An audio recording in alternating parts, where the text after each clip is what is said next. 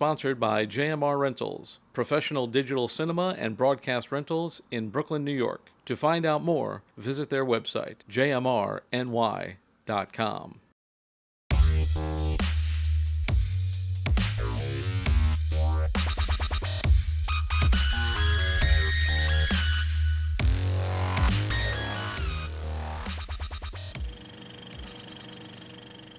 Hello and welcome to No Rest for the Weekend, where we go behind the scenes and talk to the creators of independent entertainment. I'm Jason Godbey, and joining me via Zoom today, she is an accomplished writer, producer, actor, director, Miss Joanna Pickering. Welcome, Joanna.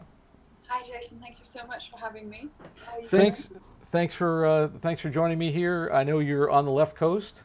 So, even if we could get together, we'd still have to do this anyway. So it works out well. But we got a lot to talk about, so I want to get right to it. You just recently had some work showcased by the League of Professional Theater Women. We want to talk about that. I get that wrong too. The League of Professional Theater Women. I want to talk about that, those projects. I want to talk about writing and so forth. First, I want to talk to you about you. So, how did you get into this whole show business shenanigans? What is your origin story? Well, it's not quite a linear story. So I actually studied mathematics first. I was born in the northeast of England and then went to Scotland and studied mathematics. And I graduated and I was modeling and making rock and roll videos, which very quickly pulled me away from academia. And my first day job was selling Lamborghinis and yachts in the south of France. And there, because of the Cannes Film Festival, I met with a lot of directors who sort of must have given me a little inspiration to look at acting. And I also realized that I wouldn't be able to act because I had at the time sort of really bad fear of public speaking. And I was like, I'm going to try it. I'm going to work outside of my comfort zone and I'm going to try some theatre lessons. And I ended up doing a radio play in London, and that was it. I never looked back, and I enrolled in Lee Strasberg in New York. I studied there. And I was consistently working in a zone that was not comfortable for me. And I kind of got addicted to that feeling. So I kept working at it. And I started to make independent film, but obviously being sort of going from that, okay, we had the maths, but then a model into acting. I was being cast, as prostitutes, all these very, very dull stereotypical roles for a young actress to be playing who's, aspiring actress. And it was a little tedious, and I sort of kept going. And then I started to apply for older roles, older females. So suddenly I had problems to play and challenges. And I was like, oh, this is what I can do. This is acting. But still, I was like waiting for these great scripts to arrive with a strong female lead. And of course, that they weren't arriving. This was maybe 10 years ago. And I suddenly thought, you know what, I'm going to write my own female character or something to act in. And from that, I started writing, and I wrote firstly for theatre and for stage. So I have no formal training for writing, since which I've been awarded scholarships and fellowships. And I fully know all the rules of writing, but I learned intuitively, and I learned also from hands-on in the theatre, because then I could get actors. You don't need money so much, so I could get actors into a room, into my house, and perform for me, and I instantly could hear what works, what does not, and learned how to rewrite, which was great. I owe everything to the theatre, and I started writing short plays, and they started winning awards. And then, I've now got a scholarship on my full play a couple of years later, mentoring with the vice president of HBO for talent development. So, to adapt it to a series. So it's been a wonderful journey of exploration. It's interesting you say you started in radio plays, because I think that's what everybody's doing now, Yeah, I was there from day one. That's exactly what I started doing. My journey took me to stage on the East Coast, and then the pandemic has shifted me to the West Coast to focus on screen. And I was also, at the same time as I was writing and learning how to write for theatre, I was creating all these universes, which became, proposals and pitching for television writing and for series. And, I'm represented have a wonderful manager at Three Arts Entertainment. So it suddenly became very serious. And then the pandemic hit. And here I am, but we're managing, we're doing this, things are happening. So I want to talk about this thing because it sounds interesting to me. The League of Professional Theater Women, they've showcased some of your work, and you're doing these works on Zoom, which is, not theater, but close enough these days. Can you first of all tell us what the League is, and then kind of what projects you're doing with them? Yeah, so interestingly, the League's been around for, and don't quote me, but we're talking about 30 years, maybe longer. And it was founded because women were struggling to get their plays onto Broadway. So obviously that's the whole, the foundations of it. And I was working, for the last 2 years, I've been writing and performing for a wonderful theatre company, very sort of Puerto Rican based theatre company. So lots of diverse stories. And I learned so much in those 2 years working for them, but still I was struggling to get that female narrative produced as quickly. I had a lot of support, and I reached out to the League of Professional Theatre Women and applied, and I was accepted, and I was accepted right when the pandemic hit. So I had a full play that was in rehearsal with Bobby Moresco and Amanda Moresco, going into development, and it was all very exciting. And I had my play that was awarded the scholarship, and then I got into the League, and obviously COVID just shut theatre down. So I was like, oh, this is so typical. Everyone felt the same. And incredibly, the League have just pushed forward. So on one hand, I did have these 3 plays produced, and part of me will always know that had it not been for the pandemic, it would have been on a full stage, completely sponsored. But it was Zoom, but it was still incredible. I had, star actors performing. I had Dan Laurier from The Wonder Years. I had Caroline Aaron playing my wonderful comedic tragedy character, and she was wonderful, from the Marvelous Mrs. Maisel. And then I had my actors that I've worked with who are more debut actors who are just so talented, Whitney Andrews. So I had this great group of actors, and then I had Christine Kirker, who was my artistic director, and she does fab productions at the Barrow Theatre Group, which is for and by women. So it just opened so many doors. I was given, I had 3 short plays that they produced together, themes on Me Too, ageism, sexism. And they showcased them, and I got 3 female directors, Susan Isaac from the Actors Studio, I had Lorca Perez from Multistages, and Amanda Moresco from the Actors Gym. So I was just surrounded by these powerhouses that just really, they read the time within from being accepted into the League and this happening was something like 2 months that my work had been read, doors had been opened, introductions made, female directors, and they're all doing this in the pandemic, and actors coming on board. It was truly wonderful. So I don't dwell that it wasn't a theatre production. It was what it was, and it was wonderful for me, and we had a lovely time doing it.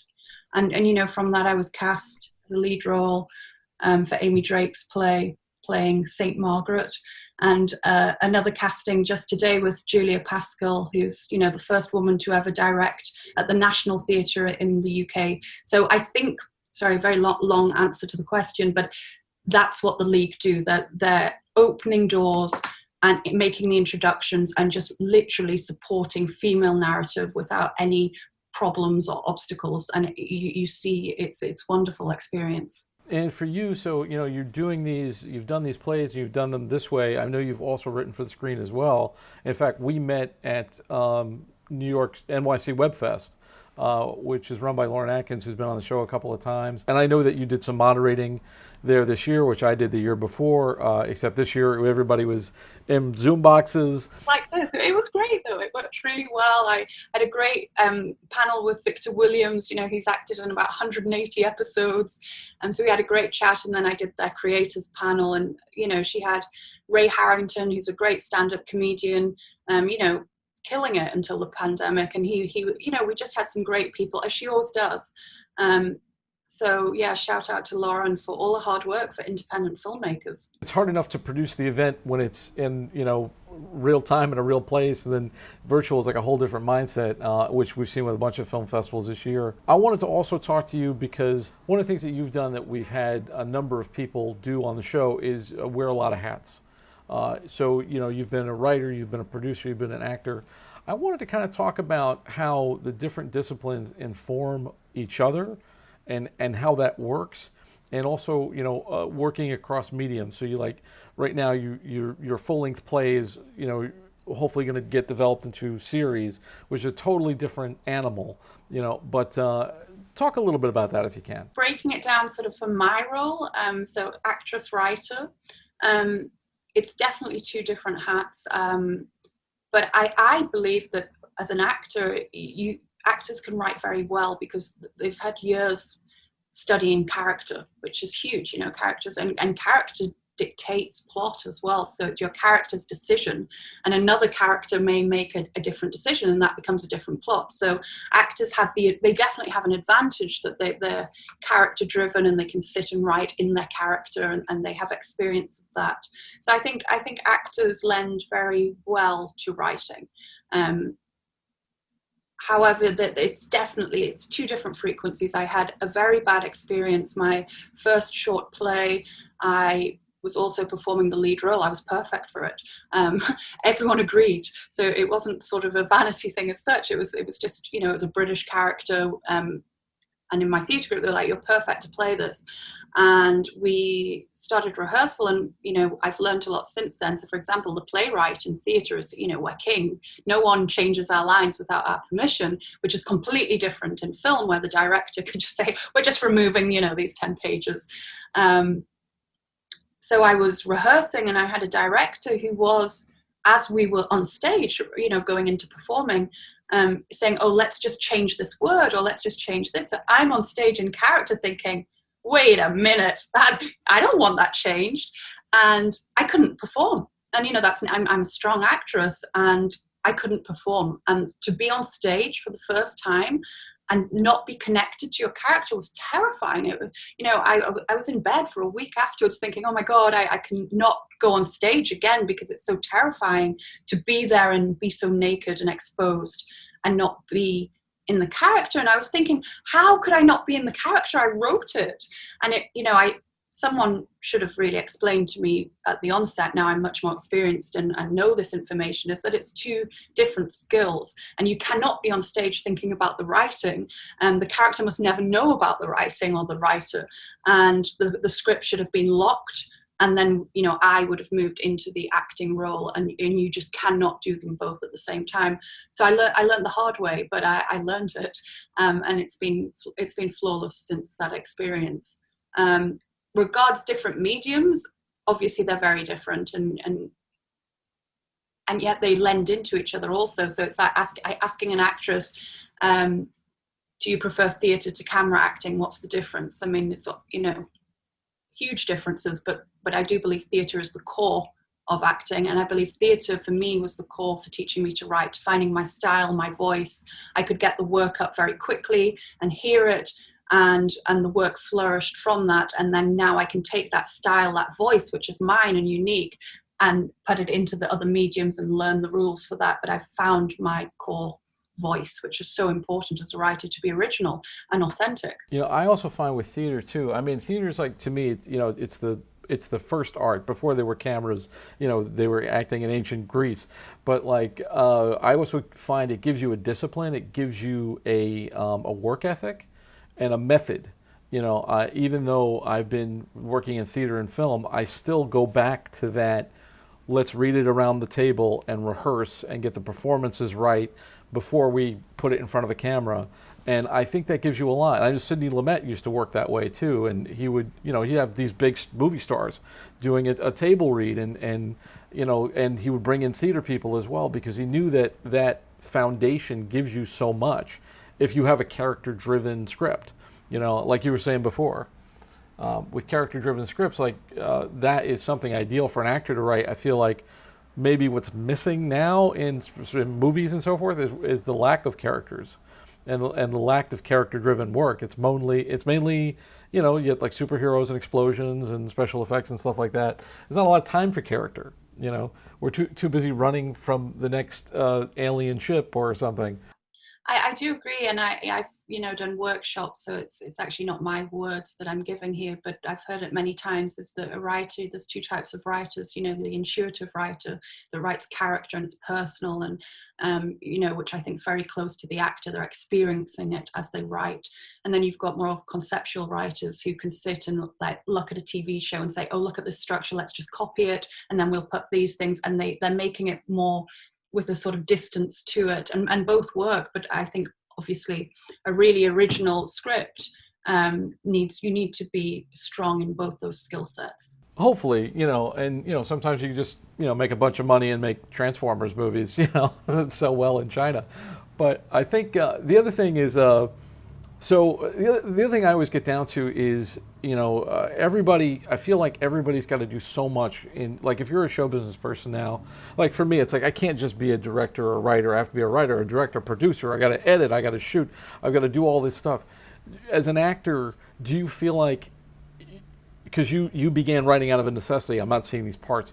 Do you feel like that's a case for virtually every actor? Do you think every actor needs to write, or every actor needs to develop their own projects? No, I think if you're an actor and you want to write and are wondering, can I? Yes, you absolutely can. It's a brilliant way. If you want to write and you're an actor, you're in a great position. You have access to your character preparation, and you have the time when you're not working. And when you're not working, you can create your own work, and then you can actually produce it. So you can actually give yourself work. I think if you want to be the type of artist that just focuses on one thing, and that's what you want to do, that's what you want to do. I personally, I'm a multi-hyphenate, and I remember being very young, being told by a man that was considered to luck, not focused. And I can hear that as sounding logical, and I listen to it. Oh, I must only do one thing, and then it was suddenly, how many men, CEO of multi companies would say you can only do this one thing? And I was, and getting to the place of being, having these different hats came, as you said, from not necessity, but solving problems. So in solving a problem, I became more creative. In solving the next problem, I became more creative and became a writer. So I think it's personal. It's what you're good at, and it's what you enjoy doing. But if you're in a position where someone's saying you can't write because you're an actor, or you can't be a director because you're a writer, I mean, it's proved that it's great. I have so many friends that are directing, they're acting. But we've talked before about multi-hyphenates. It's great on one respect, but if you don't have that skill set, it can be overwhelming. And of course, there's certain people that can do more broad spectrum. There's also the problem of writing is hard, and it takes a lot of time and a lot of effort. And I remember seeing this class with Michael Caine was giving like an on-camera acting class, and he said, people have asked me how come after all these years of being an actor I've never directed. And he said, because I like to work a lot. And for me, in the time it would take me to direct one movie, I could have done 4 as an actor. And you make a lot more money that way too. But like, you have to be willing to kind of put that time in too. And I also tell people, like, listen, if you're an actor and you want to write, or director and you want to write, or anything else other than the thing that you did, you have to take time to get good at it, because chances are you're not going to be awesome when you first start it. Yeah, it takes a long time to be good at writing. It takes a long time to be good at directing, acting. I think that's a really valid point that you've brought up, and I think the key to it is being able to say no to things, and also to be, so if you're going to do many multitasks or roles, you have to be even more specific about what type of projects you want to be working on, and you need to be saying no to so many things, because your time is so precious to you. So the power of saying no, this even if it's a big project, to say no because this is my focus, so that you can spread your time evenly. Because as you say, you sit down to write, it could be 2 years of your life. So you want to, when you say yes to something, you want to have really thought about that. Is there a process for you? Because you've worked on, like, you had all these different plays and you're working on screenplays and series and stuff like that. Like, for most of it, I would love to say that we're going to choose the one that's the most artistically enriching, but most of the time it's like, well, this one's going to get sold and it'll pay the bills. Do you have a process, kind of how you choose what to do? So my process at first was through trial and error, and I made all the mistakes. So of course, it's a mistake debut writers make all the time, and it's very understandable. Is that they'll meet someone and say, oh, someone will be like, oh, let's write this together, and that person might be this great person, and they just feel like, yes, let's do it, and it's you're spreading yourself out. So I learned through mistakes of this feeling that I had this story that I wanted to tell desperately, and I was sort of fleeting about doing different things, and I realized we get inspired by other people, and we get inspired by other movies or old classic film we've seen, and we're like, oh, I want to do that. And actually what we should really be looking for to commit to is what we haven't done and what we haven't seen. And it's when you're like, oh, I've got a story, and wait a minute, nobody's told this. I need to tell this. This is my story, and I want to hear it because I can't hear it anywhere else. That's a good marker to sit down and spend the time to write it, because you want to hear it. You haven't heard it before. So I use that, and I'm also very fortunate that through sort of making all these trial and errors that I emerged with a voice and more sure of the themes that I like to write. I write power dynamics. The feedback is very well, and I'm now, I have a manager at 3 Arts and talking to, some super agents, and they obviously also feedback at a top level. So what I do is I write ideas down, that could be series, films, shows, all my ideas. I write them down, and you can quickly cross them off. That won't sell. That's not original, and you're left with maybe 5, and then you've got agents and managers that are going to guide you into what to focus on. So If you don't have an agent or a manager, you can also talk to people who kind of maybe know more than you, and can kind of advise you on it.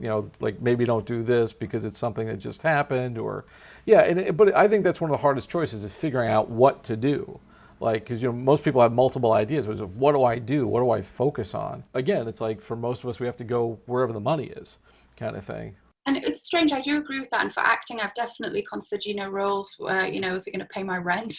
Are you even going to read the script, because you need to pay the rent, but of course you do. But as a writer, I'm much more precious over my work, and actually, you want to be paid, but I've noticed by being very strict to the content that I want to produce and want to create, actually that's when people have started coming to me with similar projects. So I can't mention the name of the book, but in the last 2 months, I've been approached by a BBC film production company. They've just bought the rights to a fantastic book, which is about women breaking into a very male-dominated industry. And it's a successful book, and they want me to collaborate with a BBC screenwriter, and that's because I stuck fiercely to the work I wanted to make, whether it was a short play or a short film, or then going into my full plays.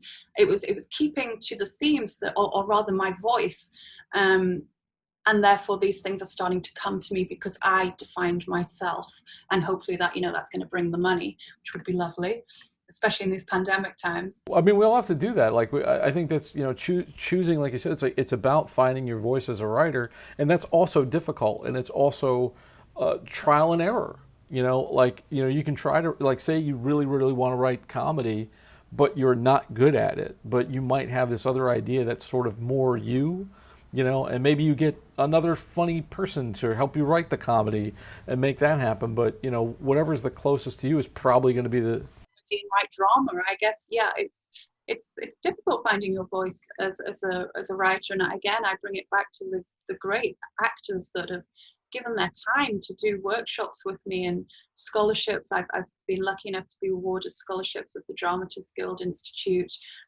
Margaret Atwood's agent, and they're all just learning experiences where you're not just confirming the rules of writing, but they're developing your voice, and you're hearing the reaction to work.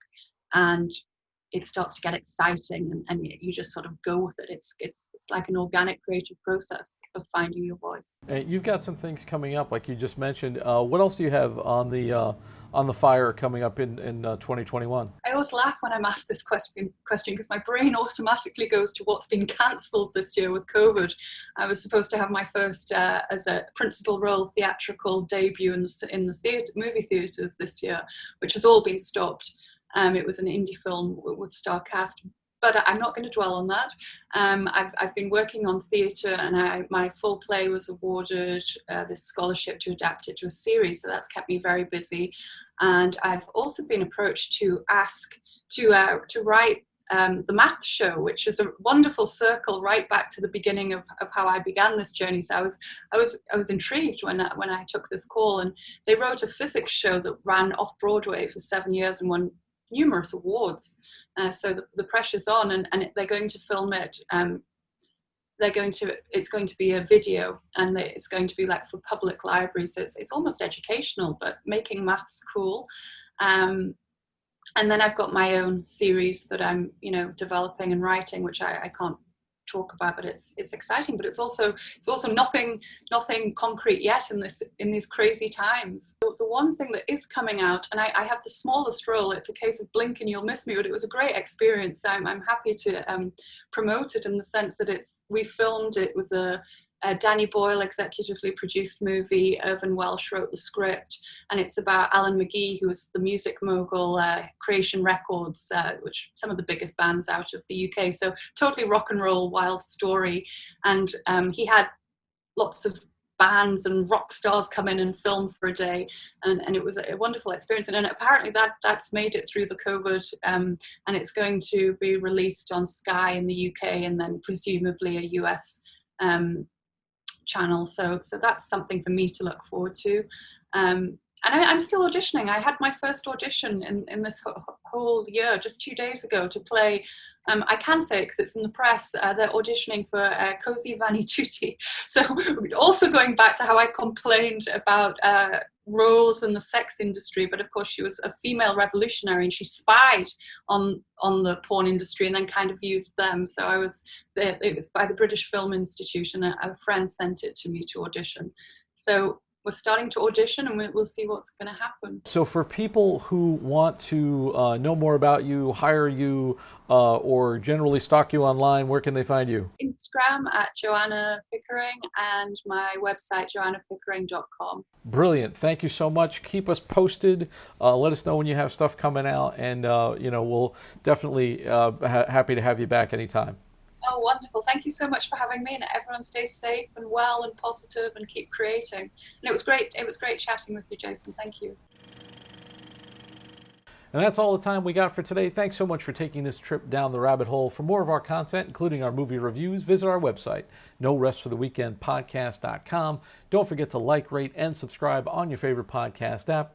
Once again, I'd like to thank my guest, Joanna Pickering, and our sponsor, JMR Rentals. For Behind the Rabbit Productions, I'm Jason Godbey. Thanks for joining us, and we'll see you next time.